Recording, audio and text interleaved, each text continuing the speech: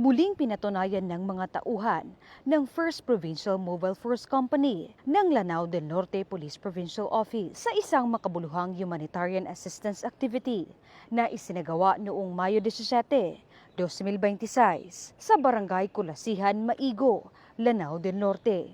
Pinangunahan ni Police Lieutenant Colonel Lino N. Akiangan Jr., Force Commander ng 1st PMFC, kasama ang kanyang mga tauhan, ang pagpapatayo at pagsasaayos ng tahanan ng mag-asawang Oblimar. Si Arturo Oblimar, o mas kilala bilang Tatay Boy, ay napiling tulungan ng kapulisan matapos nilang masaksihan ang hirap at kalunos-lunos na kalagayan ng mag-asawa. Sa bawat pagpapatrolya ng mga pulis sa lugar, hindi nila maiwasang mapansin ang kanilang sitwasyon dahilan upang mabuo ang hangaring mabigyan sila ng mas maayos at ligtas na tahanan.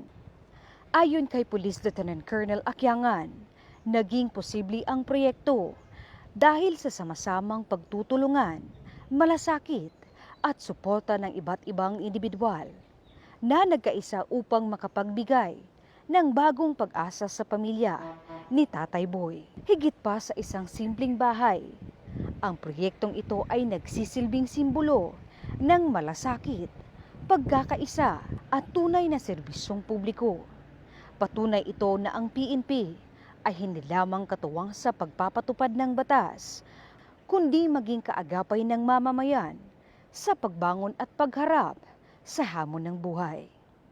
Sa huli, ang bagong tahanang ipinagkaloob sa pamilya Oblimar ay hindi lamang bubong na magbibigay kanlungan, kundi tahanang puno ng pag-asa, dignidad, at pagmamalasakit mula sa kapulisan para sa sambayanang kanilang pinaglilingkuran.